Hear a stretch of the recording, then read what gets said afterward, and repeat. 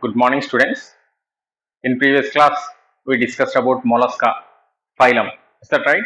So, in that, we discussed general characteristic features and very important characteristic features of that particular mantle, visual hump, that and all. We discussed and excretory structures, that and all we discussed, and various other systems, organ systems also we discussed. Is that right? Today, we are going to discuss about classification of mollusca. Classification of mollusca. Okay.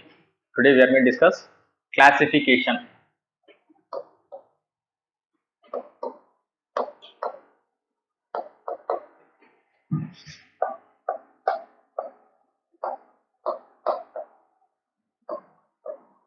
Classification of mollusca. So, what are the classes which are going to present in mollusca? First, monoplacophora. What is that? First one,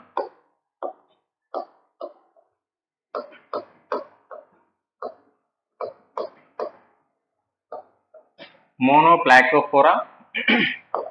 Next, polyplacophora.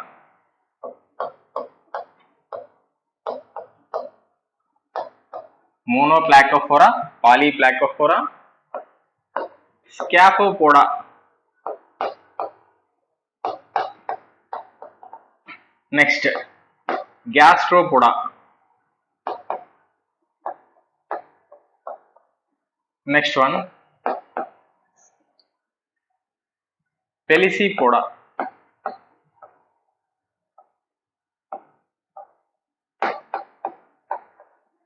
Next, cephalopoda. Okay, so these are the classes which are present in mollusca. What are that? Monoplacophora, polyplacophora, scaphopoda, gastropoda, pelecypoda, cephalopoda. Okay, these are the classes of mollusca. We are going to discuss about one by one. Okay, so no need of any in-depth that and all. So important characteristic features which are we are going to discuss. First one, monoplacophora.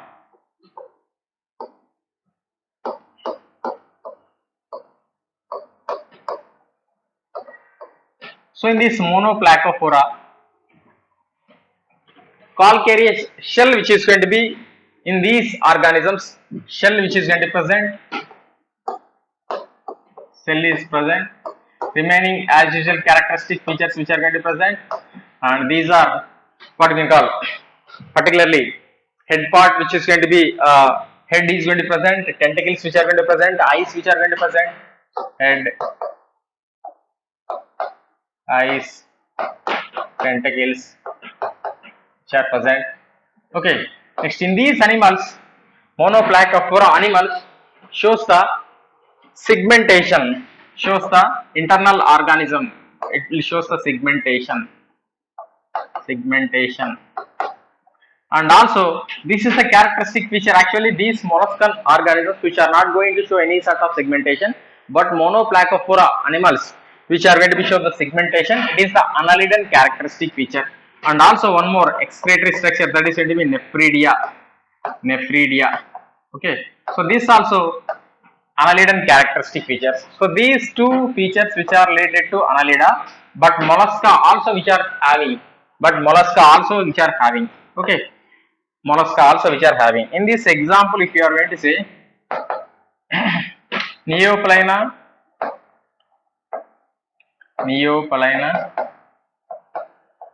galathea, it is the living fossil. It is the connecting link between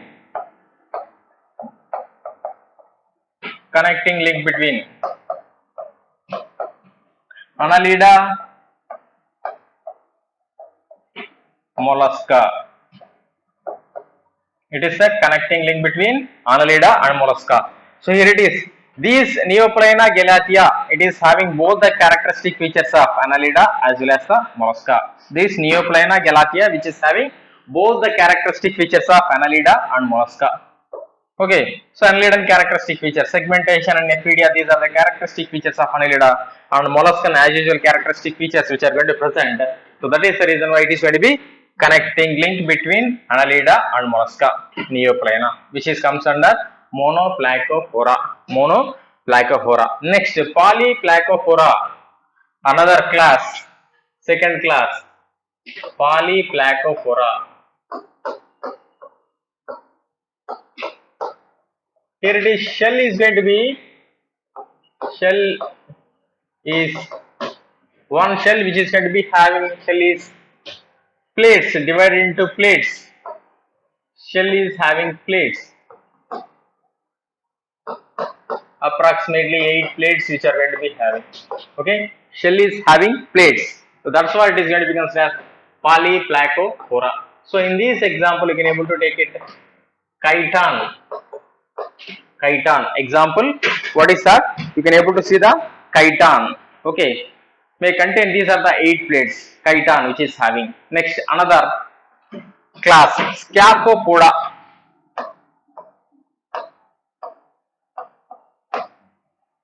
Scaphopoda. So in this Scaphopoda, in these organisms particularly, these are also here it is, shell is present, tubular, this is tubular nature, tubular shell which opens on both ends, tubular shell which opens on both the ends. So that's what this is going to be. Example, Dentalium. This also we are going to call it as the elephant tusk shell. Elephant tusk shell. Elephant tusk shell. Dentalium, also known as elephant tusk shell. Next, another is going to be Gastropoda. Gastropoda.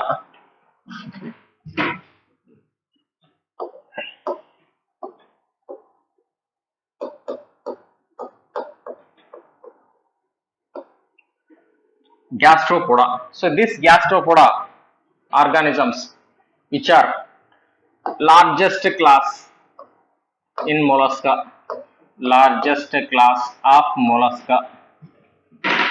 These are largest class of mollusca. Okay, and these organisms which important characteristic features, all the important general characteristic features present, but one of the very important characteristic features in these animals, these gastropoda animals which shows the torsion, they are going to show the torsion. What is mean by torsion? So torsion means generally early embryos of mollusca shows the mollusca which shows the generally symmetry. What are these symmetry? Early embryos which are going to be shows the symmetry. These early embryos which shows the symmetrical, these early embryos which are going to show the bilateral symmetrical. Okay, these early embryos which shows the bilateral symmetry.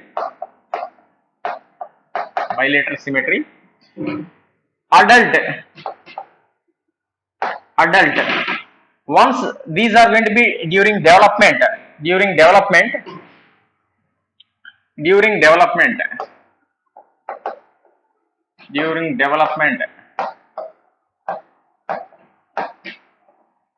these organisms bring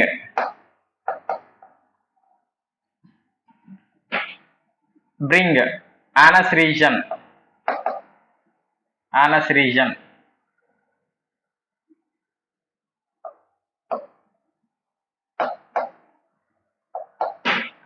to mouth, so thereby body is twisting takes place.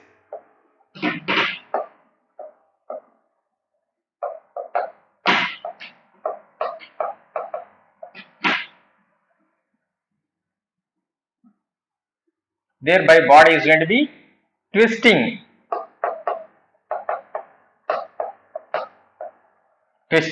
See, these early embryos which are going to be shows the bilateral symmetry. What is bilateral symmetry? When only one plane which passing through the central axis of the body divides into equal halves.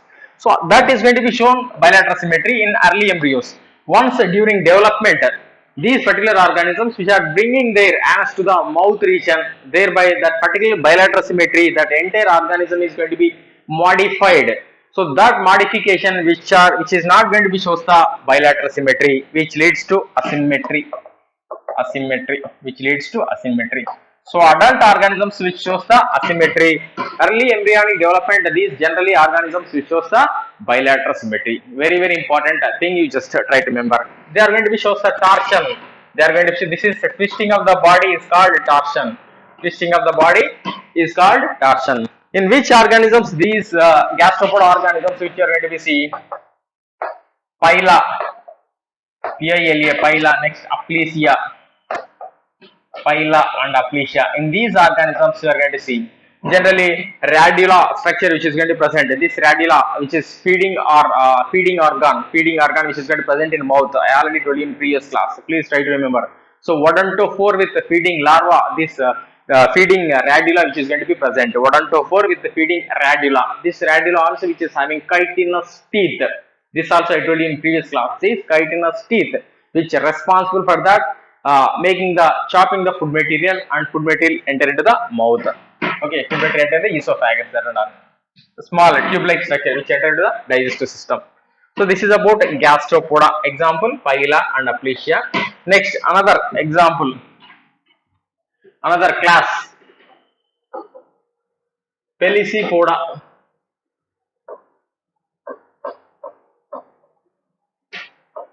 In these pelecypoda organisms, in these particularly pelecypoda organisms, there is no that much any important characteristic features. You can able to see all the things which are going to present. Generally these are going to be laterally compressed body. One of the important characteristic you can able to say laterally compressed body. Laterally compressed body. Laterally compressed body. Okay. Sorry, something is wrong here.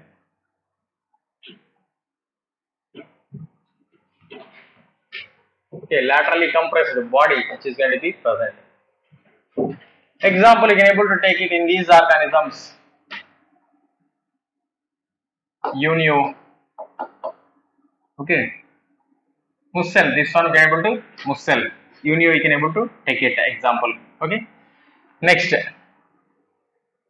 another Mytilus also, one more example. Mytilus. Mytilus. Next, one more very important example, Pinctada.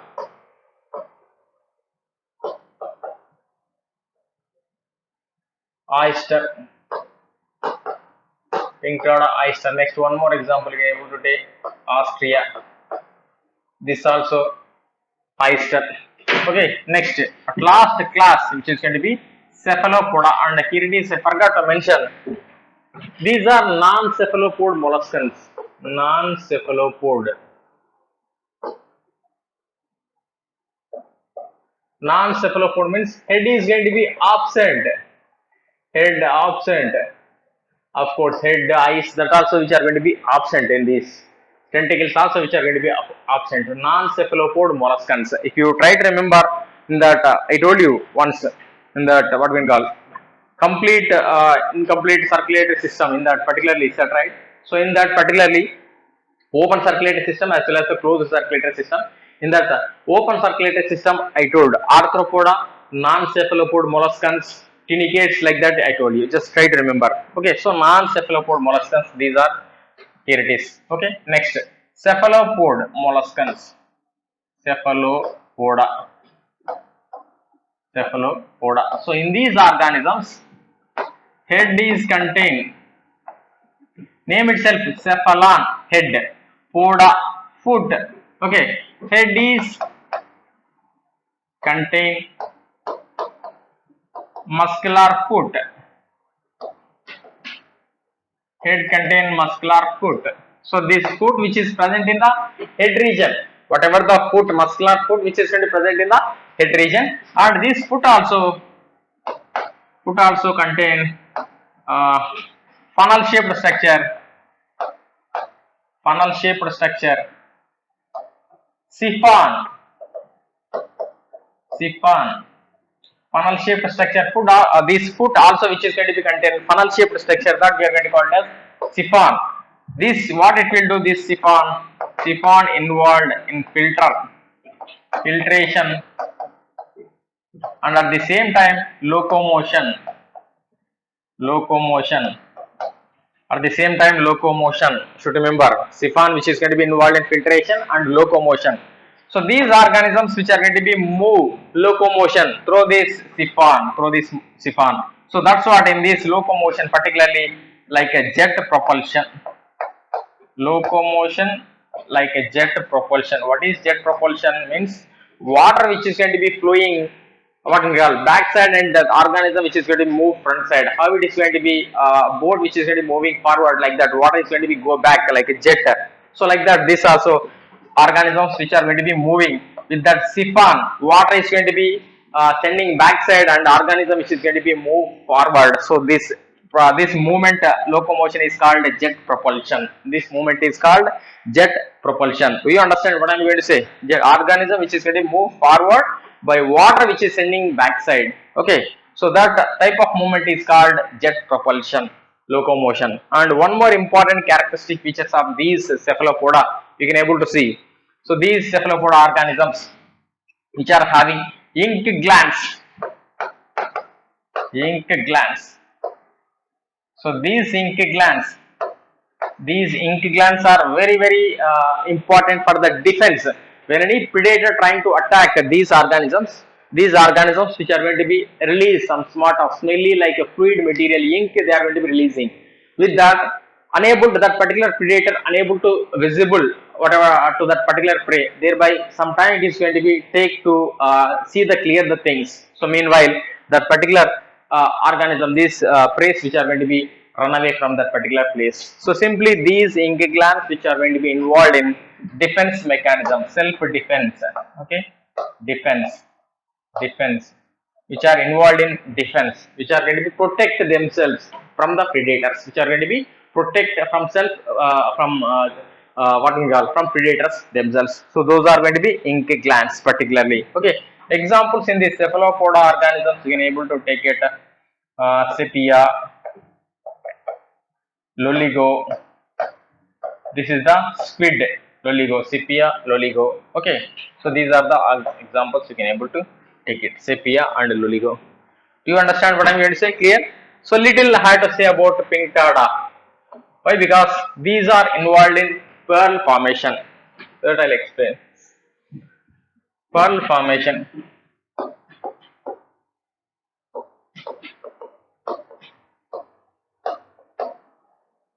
If you take pinctada also known as oyster,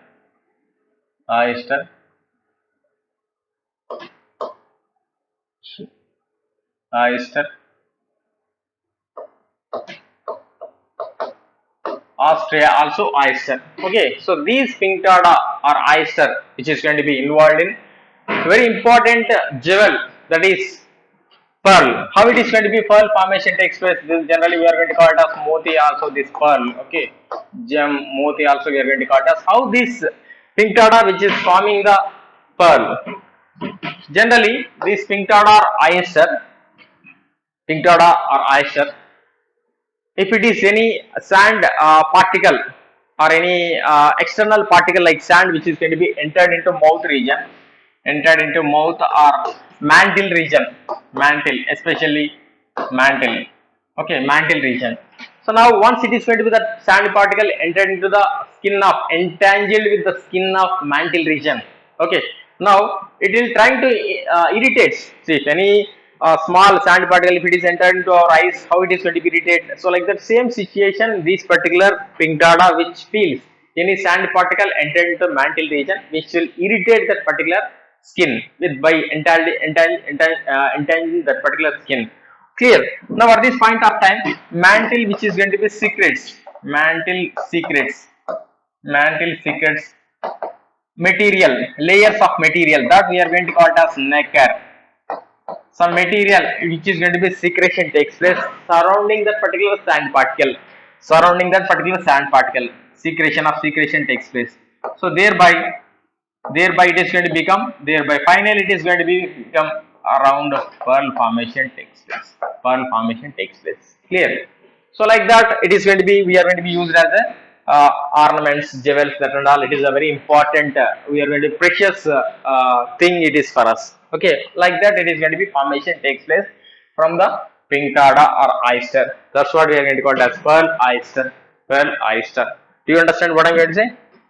So that is the thing, a simple thing to just have to remember. With this classification of mollusca completed, now we are going to be entered into the phylum, another phylum, that is Echinodermata. Phylum Echinodermata.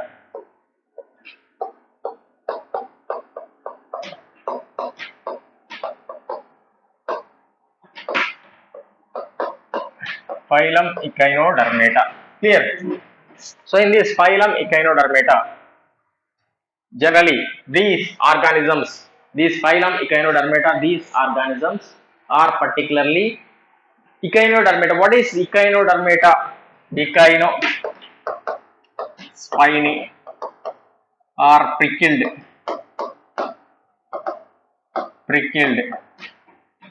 derma, skin. So on skin, skin having spiny or prickled.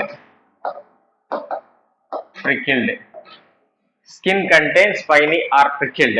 Okay, so that is the reason why it is going to be named as Echinodermata. That is the reason why it is going to be called as Echinodermata. Okay, next this endoskeleton of these organisms.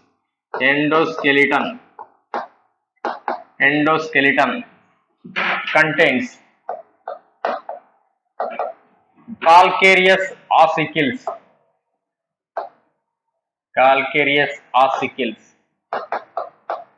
This endoskeleton, this intermesodermal endoskeleton, which is having calcareous ossicles, bone-like structures which are going to be present, small little structures which are going to present. This endoskeleton, which is going to be contain calcareous ossicles. Okay, this is a very important characteristic feature of these organisms. Okay, understand what I am going to say. Next, if you go through this one, this Echinodermata having some of the similarities with chordates, some of the similarities. If you go through the similarities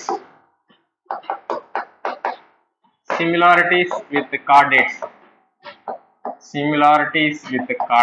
What are the similarities with the chordates? If you take these organisms are deuterostomes. Deuterostome evolutionary line. Deuterostome evolutionary line. What is mean by deuterostome evolutionary line? I explain. Next, these organisms are true coelomates. These are enterocoelomates. Next, these organisms are particularly you can able to see. These organisms are mesodermal endoskeleton, which is going to be present. Mesodermal, this one endoskeleton. These mesodermal endoskeleton.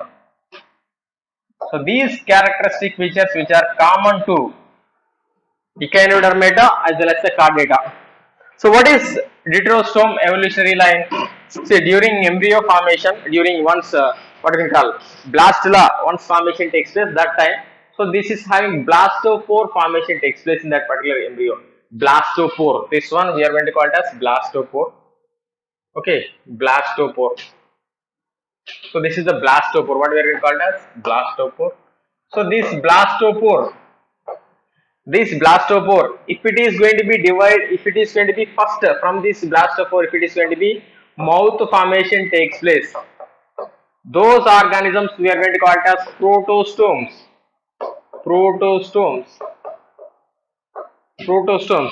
So blastopore first anus formation takes place. So these organisms which we are going to call it as deuterostomes. deuterostomes. In textbook general lower classes we are going to study this one.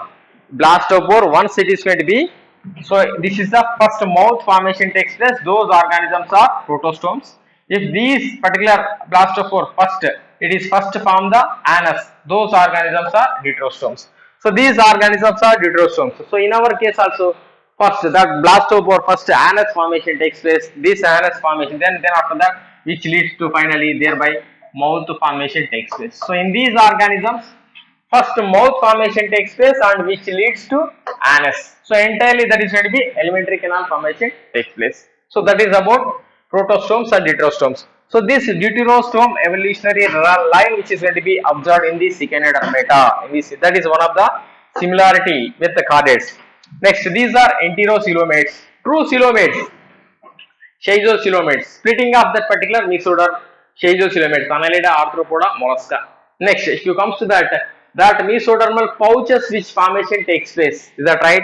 So that Argentiran pouches which formation takes place. So that we are going to be seen Echinodermata, Hemichordata and Chordata. So that is the reason why it is going to be, these are enterocoelomates. Anyhow, this is the true coelomates.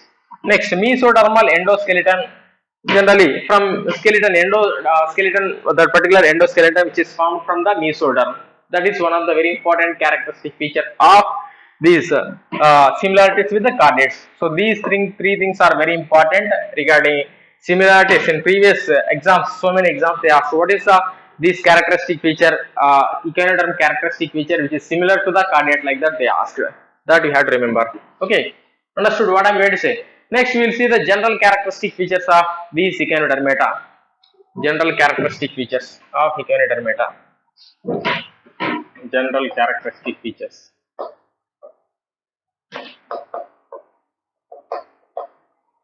Habitat, where they are living. Exclusively these are marine. Exclusively these are marine organisms which are present in marine. Habit, free living,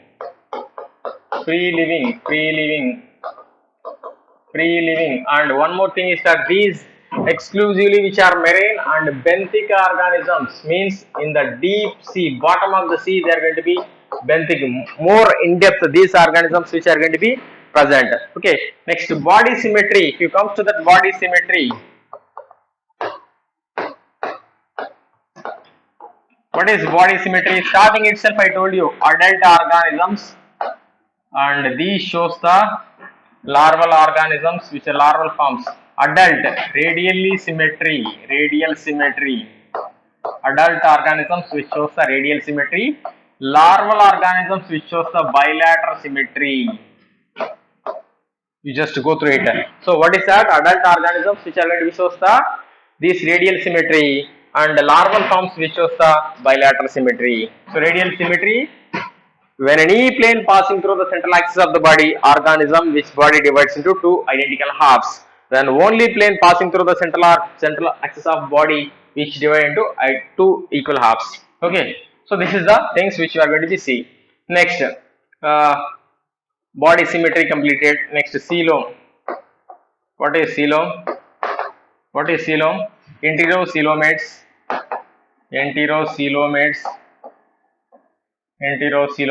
true coelom, germ layers, triploblastic,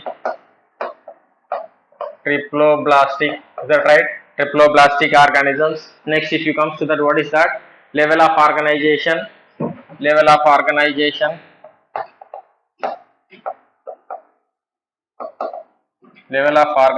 you can able to see organ system level of organization,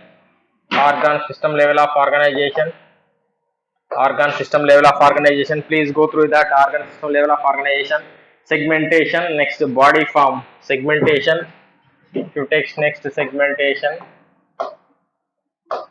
these organisms, segmentation it is going to be, these organisms are unsegmented animals. There is no segmentation. Like Annelida, Arthropoda, there is no any sort of segmentation. Next, body form. These organisms shows the pentamerous radial symmetry. radial symmetry, pentamerous radial symmetry. These organisms which shows the pentamerous radial symmetry. What is pentamerous radial symmetry? In these echinodermata organisms, suppose we take example starfish. Starfish, is that right? This starfish, which will show like this example. Sorry, I'll make it small.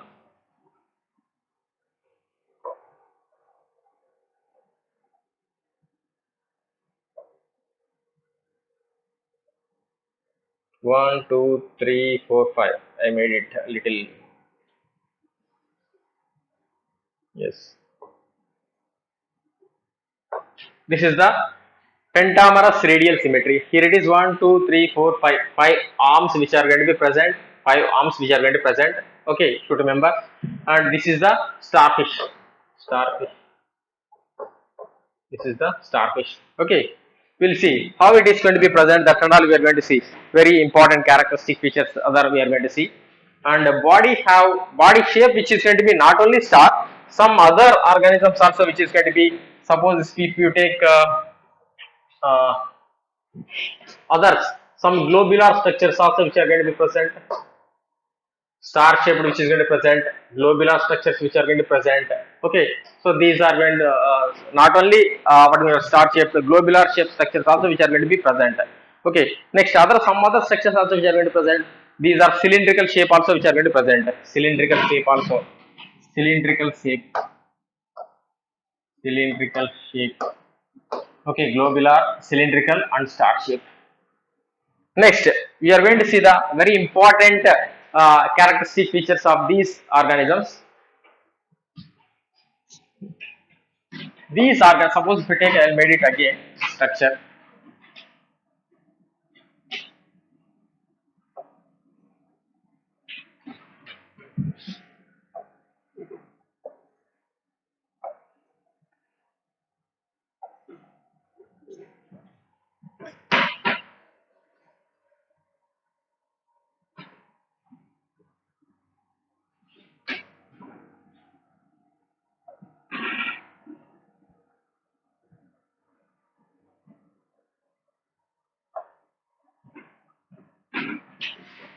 Little, it will get inside. I made it. Okay, so this one, starfish, if you take that particular, so three arms which are going to present at one side, a little two arms which are going to present at one side. Okay, so that's what we are going to call as bivium. This is the trivium. I'll explain. You don't worry about that. So here it is inside. If you take inside particularly these inside umbilical system which is going to present. What is that umbilical system? I'll say.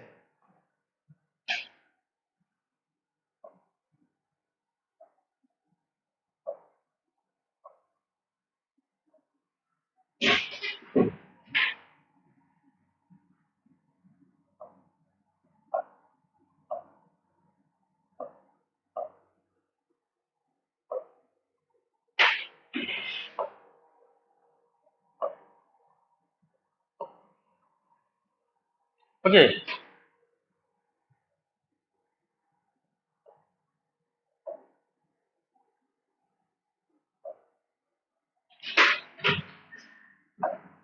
So each starfish, each starfish which is inside the particular starfish, it is endoskeleton inside. It is going to be particularly if you take this is the starfish. So this is the oral side. This is the aboral side.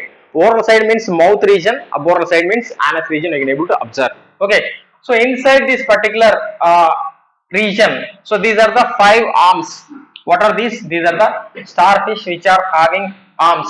So inside this particular starfish, inside this particular starfish, umbilical system or water canal system which is going to present. Water, not water canal, not water vascular system. Sorry, water vascular system, not canal system. Canal system you can able to see in Porifera. Water vascular system, also known as umbilical system. Umbilical system or aquiferous system. also known as aquiferous system. Aquiferous system. What is this water vascular system and umbilical system? So inside this structure, particularly a ring canal, which is going to present from one this umbilical system, which is having 5 arms. Whatever this, that is the reason why it is going to be starfish arm, pentamerous radial symmetry, and this one arm which is going to be occupied by the one other groove-like structure. This is the one groove. This is another groove. One groove which is going to be extended to the end of that particular each arm. So this is one groove, this is one groove, this is one groove, this is one groove, this is another groove. Okay, like this umbilical system or water vascular system which is having these grooves which are extending from the ring from middle to end of that particular each arm, end of that particular each arm. Okay, so this particular system which we are going to call it as umbilical system or water vascular system. What are these functions of umbilical system or water vascular system? This umbilical system or water vascular system which is going to be involved in locomotion, respiration, transportation of the food, transportation of the food, transportation of the food, capturing of the food. So these things which are going to be done by this umbilical system or water vascular system, locomotion, respiration, transportation of the food material, capturing the food material. These many functions, these more functions which are going to be done by this water vascular system or umbilical system. Water vascular system or umbilical system. That water vascular system or umbilical system, in detail, let me check it. Let me go to that. I am going to make it draw the structure of this particular umbilical system or water vascular system. Okay.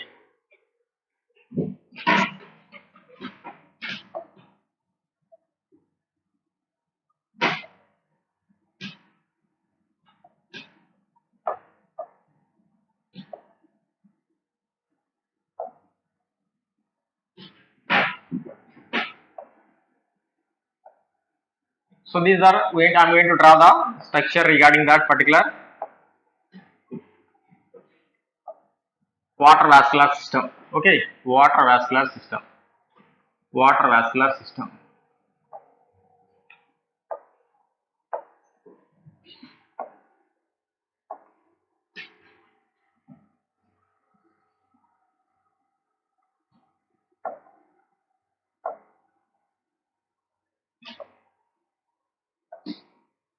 So this is the grooves, one groove which is going to be one groove which is going to be present in one arm. Okay.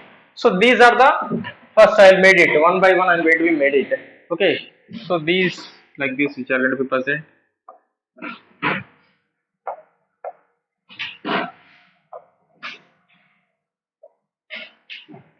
What are these? I will make it. This is the umbilical system or water vascular system which is present inside the what we call echinodermate or starfish. So in these particularly these things which are going to be ring canal. This is the ring canal. Okay, ring canal. Two rings which are going to be present. So this is the nervous system. Two rings which are going to present. Nervous system. Two rings which are going to present, which are present inside the particular starfish. Now this is the ring canal. Next, one more. If you take this is the again this is the radial canal. This is the radial canal, and each radial canal, 5 radial canals are there. Each radial canal which are having and what we call another lateral canals, lateral canals, lateral canals. So this is the one lateral canal. This is the another lateral canal. This is the I'm going to make it. Okay. One more. This is the one more lateral canal, and again this is the lateral canal, and again this is the another lateral canal.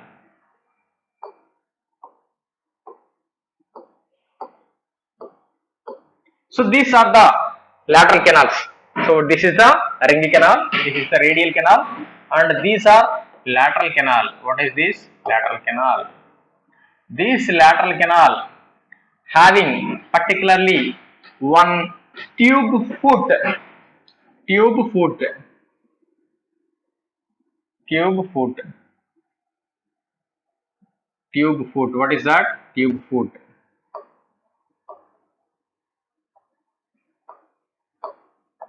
This is the one tube foot. Another tube foot. This is the tube foot. Again from here it is one more tube foot which is going to be coming. This is one tube foot. Okay.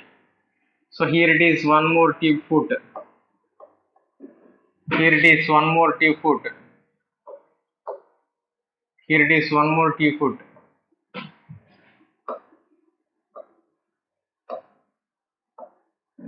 So these are the tube foots like this. These are going to be present in each and every arm.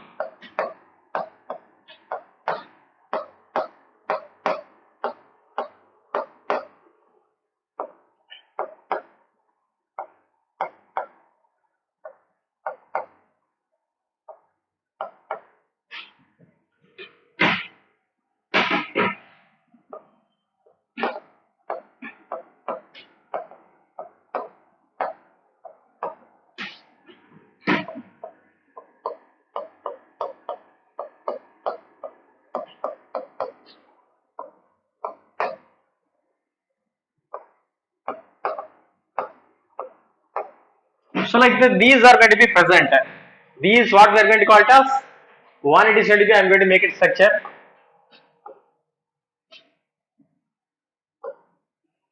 So this is the lateral canal. Lateral canal.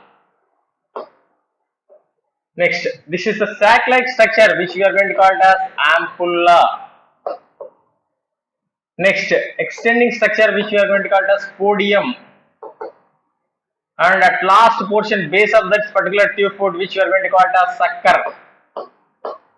So this entire structure what we are going to call it as tube, one tube foot, one tube foot. So like that, how many? Each radial canal having two rows, one row having four tube foot, another row having another tube foot.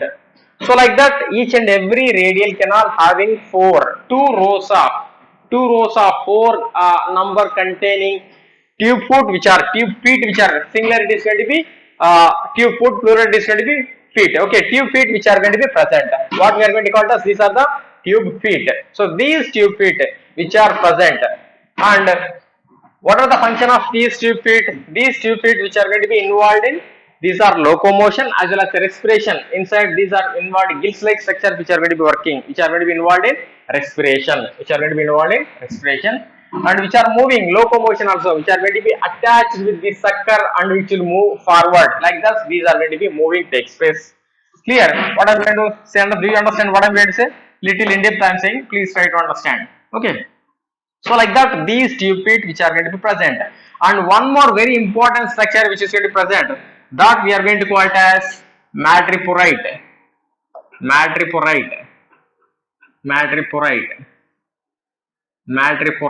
are going to call it as madreporite.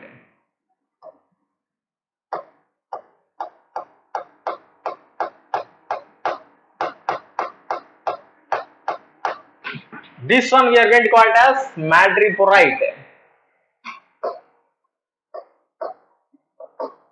Through this madreporite, water which is going to be enter into that water vascular system. So this one we are going to call it as stone canal. Don't get confused. So many words are coming. So this is the madreporite opening like structure. So this water which is going to be enter into the madreporite through this madreporite, and which enter into the stone canal. From the stone canal which is going to be enter into the this one. What is this one? Ring canal. This ring canal, from the ring canals which are one radial canal which is going to be radiating. Each radial canal which are having two rows of tube feet, one row which consists of four tube feet. Okay, what are these function of these tube feet? Tube feet which are going to be involved in locomotion and particularly involved in respiration, and this entire system which is going to be involved in capturing of the food material and transportation of the food material and respiration and locomotion which are going to be involved. In that, if you take one tube foot structure, sac-like structure which we are going to call it as ampulla, tubular structure is called podium, and last structure which is going to be or going to call it as sucker which is for the adhesion. Like that, these are going to be water vascular system is going to be working in this starfish. Working in starfish. I think you understood. Just go through it again, okay? So this is the water vascular system. Next, one more. Next, if you with this water vascular system completed, next here digestive system, that and all we are going to be go through it. Okay. Circle, if you take hemal and perihemal system which is going to present in these organisms, hemal and perihemal system, hemal and perihemal system, this hemal and perihemal system which is going to be no heart in these organisms, heart is absent, no heart. So no respiratory pigment, no respiratory pigment, no respiratory pigment in these organisms. So that's whatever the blood which is going to be touched to the open spaces, sinuses, sinuses. Okay, this is about hemal and perihemal system. Next, digestive system in these organisms, digestive system. Complete digestive system, we can able to see complete mouth and anus which are going to be present. Complete digestive system. Extra digestion is going to be extracellular. Digestion is going to be extracellular digestion. You can able to see respiration. Just now I told respiration. These there is no any what we call special respiratory structures. Tube feet which are going to be involved in tube feet which are going to be involved in which are acts like a gills, which are act like a gills. Okay. Next, excretory system. Excretory system. Excretory system. In these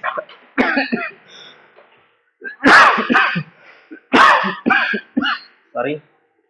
In these organisms excretory system, there is no any special excretory system. This special excretory system is going to be absent. Special excretory system absent. Coelomic fluid which is going to be releases the content outside. Coelomic fluid elimination or releases the content outside. Okay, next, nervous system. Nervous system. So these organisms, nervous system, two nerve rings which are going to be present. Two nerve rings which are going to be present. Okay, so which are entirely which are going to be present. Suppose in this very important characteristics which is going to be present. Suppose if we take it, this is the starfish. Okay, so in this starfish, suppose one which is going to be suppose any predator trying to attack these organisms, itself it is going to be cut. That is we are going to call it as self defense. That also we are going to call it as autotomy. Autotomy, it is a process in which when any predator it is trying to attack starfish, one of its arm itself it is going to be cut. One of its arm, maybe two arms. Okay, that process is called autotomy.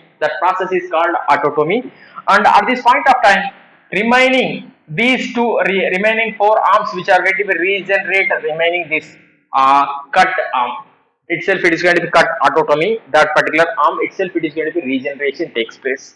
At this point of time, this nervous system which is going to be send the information to the all the arms, thereby making unite the coordination. With that coordination, that particular amputated part again it is going to be regeneration takes place. So this is about nervous system. You just remember. Okay. Next, reproductive system. So these organisms are bisexual, not bisexual, dioecious, sorry, monosexual. Okay, so these dioecious means male and female reproductive systems are separate. Okay, separate. Next, fertilization. fertilization, external fertilization, external fertilization we can able to see, external fertilization, external fertilization. Next, these organisms development, development, indirect development you can able to see, indirect development, various larval forms which are going to present, auricularia, auricularia larva, bipinnaria larva, Brachyolaria larva,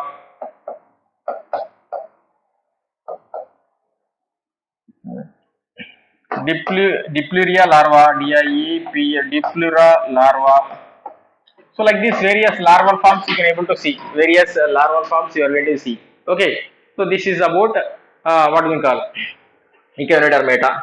So in next class we are going to see the classification of Echinodermata. In next class we are going to see the classification of Echinodermata. Thank you.